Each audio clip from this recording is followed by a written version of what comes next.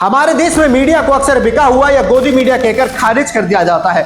जनता को लगता है कि कोई पत्रकार उनके हक के लिए नहीं बोलता, लेकिन सच्चाई यह है कि आज भी कुछ बहादुर पत्रकार अपनी जान की बाजी लगाकर सच्चाई सामने लाते हैं और कभी कभी उस सच्चाई की कीमत उनकी जान बन जाती है। आज हम उन सोते हुए लोगों को जगाना चाहते हैं जिन्हें एक पत्रकार की हत्या से जरा भी फर्क नहीं पड़ता। हमारे देश में पत्रकारिता करना आज जानलेवा बन गया है। पिछले कुछ सालों में दर्जनों पत्रकारों को सिर्फ इसलिए मार दिया गया क्योंकि वे सच्चाई उजागर कर रहे थे। याद कीजिए, गौरी लंकेश को 2017 में बेंगलोर में उनके घर के बाहर गोली मार दी गई, फिर मुकेश चंद्राकर और अब राजीव प्रताप सितंबर 2025 में उत्तराखंड में उनका शव नदी में मिलता है। पुलिस कहती है ये एक्सीडेंट है, लेकिन परिवार और साथी पत्रकारों का आरोप है कि ये हत्या है क्योंकि वे लोकल करप्शन को एक्सपोज कर रहे थे। मोदी सरकार के आने के बाद से कम 28 पत्रकार मारे जा चुके हैं, लेकिन सवाल ये है इन हत्याओं पर कौन बोलता है?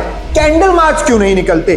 सड़कों पर लोग क्यों नहीं उतरते? नहीं, घर बैठे टीवी देखकर बस यही कहते हैं सब बिक गए हैं, मीडिया कुछ नहीं कर रही है। लेकिन ये वही पत्रकार हैं जो आपके हक के लिए लड़ते हैं, गांव के प्रधान से लेकर प्रधानमंत्री तक। किसी ने ठीक ही कहा है, प्रधानमंत्री की आलोचना करना आसान है, मुख्यमंत्री की थोड़ी कठिन, और गांव के प्रधान की आलोचना में जान का जोखिम है। ये शब्द हमें याद दिलाते हैं कि लोकल स्तर पर सच्चाई बोलना कितना खतरनाक है, लेकिन अगर हम चुप रहे तो ये हत्याएं जारी रहेंगी। दोस्तों, ये वक्त जागने का है। अगर पत्रकार चुप हो गए तो सच्चाई कौन लाएगा? आपकी आवाज कौन बनेगा? इन बहादुर आत्माओं के लिए बोलिए, सोशल मीडिया पर शेयर कीजिए, प्रोटेस्ट में शामिल होइए और सरकार से मांग कीजिए पत्रकारों की सुरक्षा सुनिश्चित हो, क्योंकि अगर वे मरते रहे तो लोकतंत्र भी मर जाएगा। याद रखिए, उनकी सच्चाई ही आपकी असली आजादी है।